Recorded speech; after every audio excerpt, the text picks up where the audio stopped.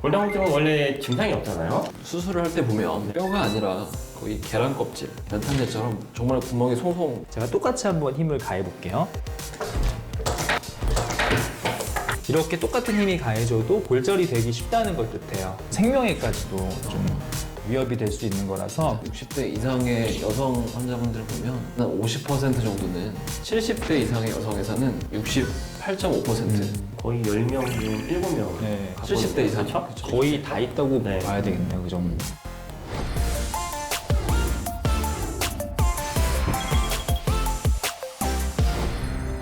안녕하세요. 안녕하세요. 네, 저희는 뼈 때리는 의사들의 이경민. 강진우. 김유근입니다. 네, 이번 시간에는 저희 이제 좀 많은 분들이 갖고 있지만 잘 모르는 골다공증에 대해서 네. 한번 얘기를 해볼까 해요.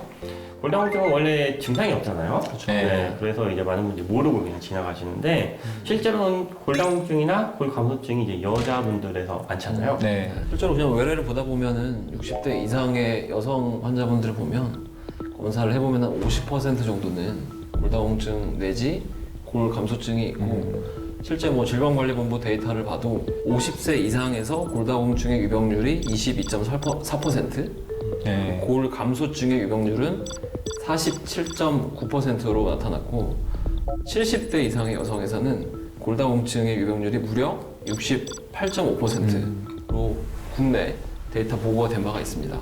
그럼 거의 10명 중 7명. 네. 70대 이상. 그렇죠? 거의 다 있다고 네. 봐야 되겠네요. 그 정도면은.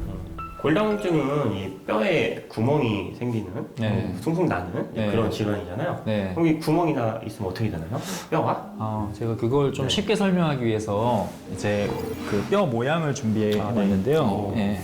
여기 보시면은 이제 왼쪽 뼈가 저희한테서 이제 왼쪽 뼈가 이제 정상 뼈고요. 네. 네, 우측이 골다공증이 있는 이제 네. 사람의 뼈라고 생각을 하면 되는데요. 네. 제가 똑같이 한번 힘을 가해 볼게요. 이렇게 가했을 때, 이렇게 가했을 때, 이렇게 가했을 때, 여기는 네, 똑같은 힘인데 여기는 제가 무너지는 거. 아무리 눌러도 이제 뭐 전혀 변화가 없는데 여기는 누를 때마다 네, 이렇게 네, 그 너무 다 부셔버린 네, 완전히 좀 이제 쉽게 파열이 되잖아요. 요 상태를 이제 골다공증이라고 하고 이렇게 똑같은 힘이 가해져도 골절이 되기 쉽다는 걸 뜻해요. 네, 이렇게 골절이 되기 쉬운 그런 뼈 중에 대표적인 게 이제 척추뼈 그리고 네.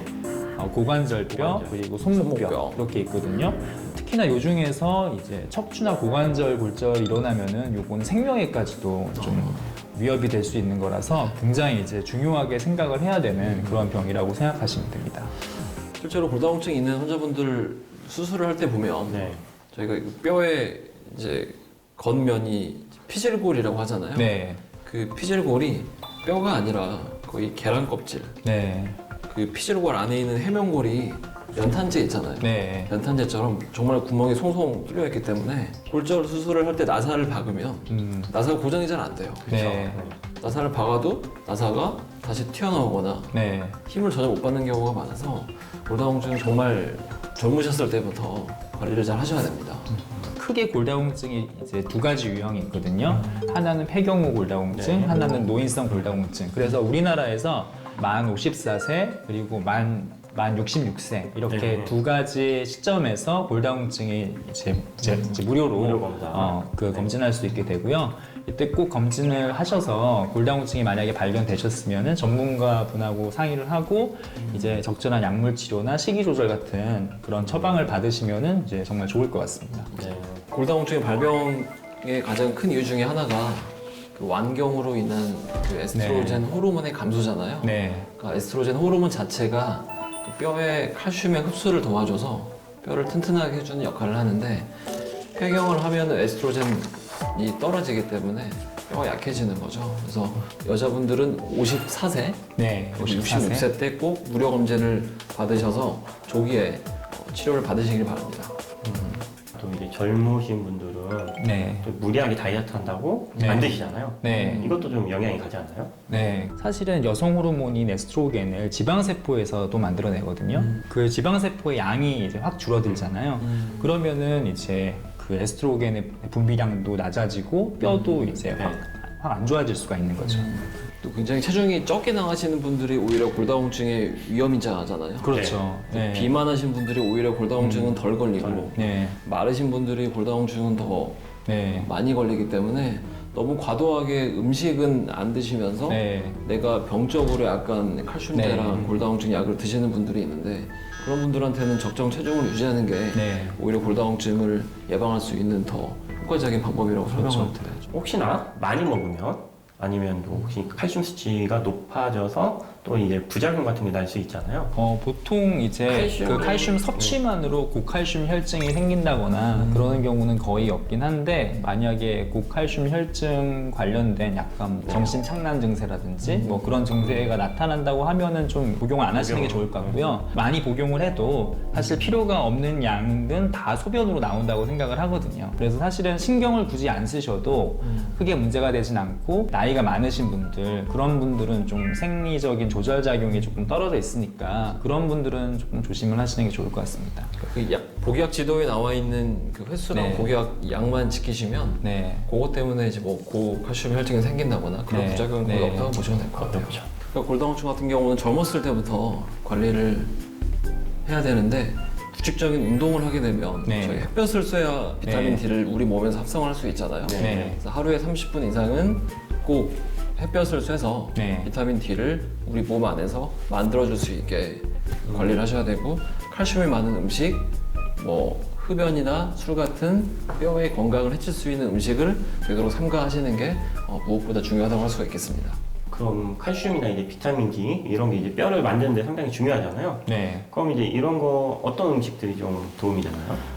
대표적으로 칼슘이 많이 함유된 음식이 우유나 우유. 요구르트 같은 네. 유제품이 있겠고요. 그리고 뼈째 먹는 생선이라든지 뭐 멸치 같은 그런 것들을 많이 이제 복용할 수 있으시면은 이제 네. 도움이 많이 되십니다.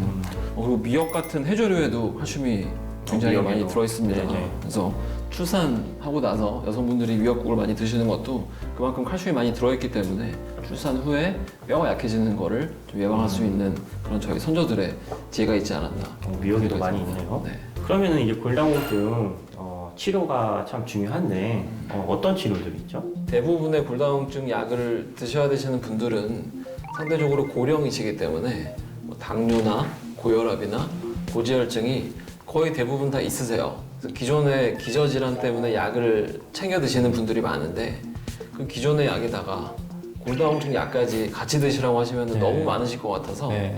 저는 개인적으로는 먹는 약보다는 주사제를 더 선호를 합니다. 네. 뭐 3개월에 한 번이든 6개월에 한 번이든 1년에 한 번이든 뭐 환자분 이제 잊어먹지만 않게 네. 1년에 한 번씩 계속 검사를 하셔야 되기 때문에 네. 그거에 맞춰서 주사제를 맞으시라고 하시면은 먹는 약보다는 훨씬 더 효과가 그러니까 네. 더 빠뜨리지 네. 않으시는 것 네. 같고 주사제가 맞고 나서 한 2, 3일 정도 약간 몸살 기운처럼 증상이 좀 있으실 수는 있으세요.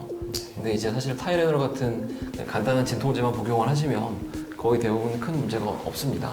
계속 골다공증 치료를 하다 보면 이게 뼈는 단단한데 뭔가 좀 기능을 못하는 그런 뼈로 바뀌기도 하거든요. 그래서 네. 한 3, 4년 정도 치료하고 나면은 한 1년 정도는 휴지기를 좀 받는 치료 거. 안 하고 그냥 네, 네, 지내는 그렇게 하는 그런 거를 식이죠? 네. 네. 그러니까 어떤 약제 같은 경우는 역설적으로 네.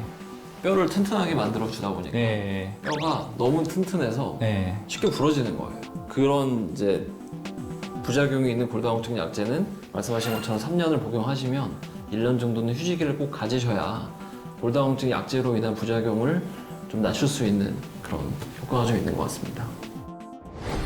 네, 그럼 저희 오늘은 이렇게 골다공증에 대해서 한번 얘기를 나눠봤고요. 오늘 내용도 유익하셨다고 하면은 구독, 좋아요. 알림 설정 눌러주세요. 네, 감사합니다. 감사합니다. 감사합니다.